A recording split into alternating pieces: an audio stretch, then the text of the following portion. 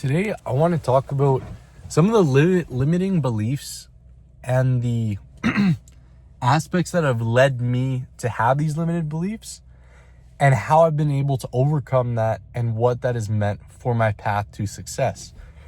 Now, I say success because monetarily, in that tangible sense, the way that most people measure success, I'm not there yet, right? But I do believe I've won in so many other areas. But that's besides the point. One area of this, one thing of myself. Now, growing up, I like to compliment Andrew Tate for a lot of the things I do now. Now, a lot of you don't like Andrew Tate. And, if you guys truly emotionally hate him, I think you're stupid. I don't think you're stupid because I don't think you should hate him. I think you're stupid because you don't realize that this guy is a marketing genius. To make the most money online, you have to be prolific. What does that mean? You have to be at the end of crazy, or you have to be in the middle of crazy and mainstream, right? Andrew Tate's prolific. Some of the stuff he says is ridiculous. Like one of my friends said he doesn't like him because he says that cat people are stupid and cat people are better than dogs. If you hate someone because of that comment, you're an idiot. But this is not a rant about how stupid people are nowadays and how emotionally charged they are. This is about some of this limiting beliefs. So Andrew Tate forged my mindset, was the foundation for my mindset of everything I am now.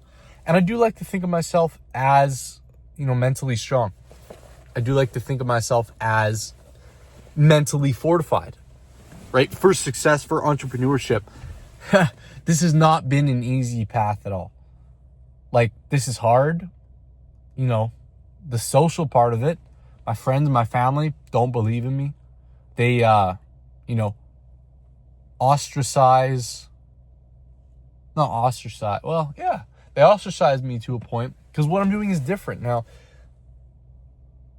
they don't know to be as inclusive of other ideas because that's their scripts, right? As Stephen Covey says, 7 Habits of Highly Effective People. People have scripts. Like, for example, I have a family member. They have anger issues. Now, they have anger issues because their parents had anger issues, right? So that's a script they grew up with. They didn't know any better. That is how they lived their life. They didn't know better. They didn't know if it was good or if it was bad. And that's just the scripts that they're living out too. So I can't blame them for that. And this is the preface of this video and why this is so apparent and why this has been so challenging for me. So if you guys don't know who I am, my name's Liam. We're just trying to make money online. But as I'm progressing on this journey, I want to become the best version possible myself, become an entrepreneur, right? A voice of positive influence moving forward in my future. And I live in the middle of nowhere. I live in northern Alberta, right? I searched it up once. 1% of the world lives more north than me. 1% of Canada lives more north than me. So think of that. In Canada, the most northern place in the world, the most coldest place in the world, I live more north than 99% of people. So that's just to put it into perspective. Now, furthermore, I'm blessed that I don't live more north than I do, because then this would be way more prevalent than what I'm about to say. But I live in a place where amenities aren't very accessible to me. Not necessarily accessible, but they're convenient, I should say. They're not convenient to me. Now, I have them. I have a grocery store. The grocery store is extremely expensive. I walked in there the other day and it was $18 for one single pie. Now, truthfully, I don't know the prices of normal places like cities, but I know $18 for a pie is ridiculous, right? And so, furthermore, this is a small town. This is a farming town with a lot of Native American reserves around me. So this town is very unique and it has a very classical background, I guess you could say, right? Farming, reserves from the North Americans that lived here before. And because of that, behold, it holds a very traditional, a very classic mindset behind everything. In Northern Alberta, even more, a lot of the careers that people go into are the trades. Now, there's nothing wrong with the trades at all, but the trades hold a very unique sense of lifestyle to it. Now, in my town, right, my high school was the second worst in Alberta for my grade 10 year. Then it was like the 20th worst, but we had someone come in who had like literally perfect grades and apparently took us up like 20 points. But a lot of the people I know, there's very, very, very few who are going to like a very high form of post-secondary. They just go into the trades, right? We don't have necessarily that opportunity. And furthermore, that's the script of the town I grew up in. But the trades is very, live fast, die young, party hardy, big trucks, stuff like that, right? And that's the opposite of what I want to do and how I grew up. Now, one thing that puzzles me and one thing that is always an aspect of psychology that I can't really grasp, because I love studying psychology. I believe it is extremely important. One of the most crucial things that you have to study, understanding how people function, how they work, how to influence people, all, very, very in-demand skills. But one thing I don't understand is why some people in some environments come up so differently than other people. Now, I'm sure I can look into this research 100%, and I already know some of the answers to it.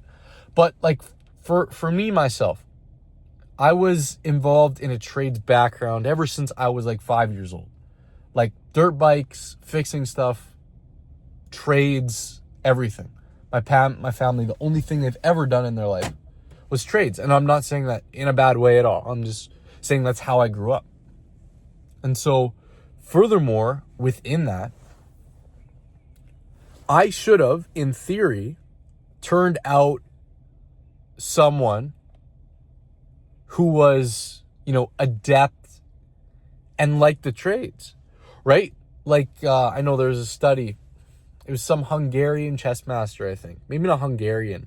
But they did an experiment. He and another person who agreed to have his kids, they had 3 daughters, and they wanted to revolve their whole entire life around chess and to see if they would become tired of it or if they would make it their obsession. And they made it their obsession. The last daughter became, the highest female ranked ever, I believe, in chess.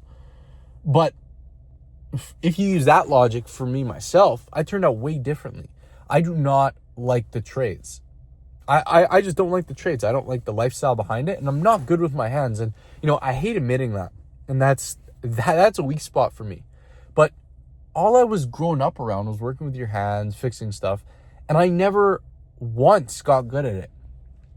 And it really baffles me. But going back to that, that's just one aspect of this small town life. Another aspect is that, people don't understand those principles of success as if you're in like New York, right? In the stock exchange, like you are at the forefront of globalistic success. In small town rural Alberta, you see none of that, right? Like literally, I don't know anyone who doesn't scoff at my ideas besides maybe one person who's my age. There is nobody I know that is older than me, right? That is an adult in my life, that doesn't just make fun of my ideas, right? Doesn't make fun of what I'm trying to do. And this isn't a pity session at all. I'm not the victim of anything. That's terrible, terrible way to achieve success. Well, you can't achieve success like that. But when you're around that and all of the connotations that accompany that, it makes your journey to success very hard. Now, it's very hard for a few things, right? One, you get no emotional support. As much as people say it, oh yeah, you got to be the lone wolf, you got to do it yourself. Humans, right? We grew up in tribes. We are social animals. And what does being a social animal actually mean? We function. We need other people to function to our highest ability. You can do everything yourself, right? You cannot talk to anyone for a year. But guess what? Your output, your efficiency is going to be way less than if you did. And so everyone around me, all of the people around me, besides like a few people, there's some people who I love to bits, and I love that they've been able to give me a positive outlook on what I'm trying to do. But nobody is supporting it, right? Like every single time I present any one of my ideas, I get friction. I get friction with how they support. I don't get any support. And so that's just one area of, just bringing this back into a whole. Living in a small town, and that small town mentality that has been, roadblocks for my success. Now, another one is that just the frameworks and the principles of success. Like, you need to risk to gain. We all know this. If I ask someone, in this town that, they would probably agree. But when you say, and online, this is another big thing. The online space is totally new. The people, people as old as my parents who didn't grow up with the internet don't understand the opportunities behind it. Now, I'm frustrated that they never take the time to see that point of view. But, at the end of the day, they don't understand it, right? I can't 100% blame them for that. And so, going back to what I was saying, when I tell someone that I spent, like $8,000 on a quad, $8,000 on a dirt bike, everyone's like, oh, sick, dude, show me a picture. Then they don't care. If I tell someone I spent $8,000 on a mentorship online, it's a totally different story now. I get made fun of, right? Nobody takes it with seriousness. Everyone said I was stupid. I know, for me, the reason I said that, I just spent $7,500 on a mentorship. I posted it on my Instagram. Immediately, I got 2 calls from 2 people who were like, are you serious? Now, that is a lot of money, but at the same time, it's that small town mentality. Now, the reason I'm making this video as well is that I'm doing some mindset training, and I know that I can't hold this against me. Like, this is not an excuse for my success. And if I let it be an excuse, I'm going to not have success in the highest quantities. But all in all, if there's, one thing that's been the biggest roadblock in my success so far, it has been that small town mentality from the people I associate with, from the ideas that I have to, encapsulate myself in. And then at the end of the day, always trying to overcome that, right?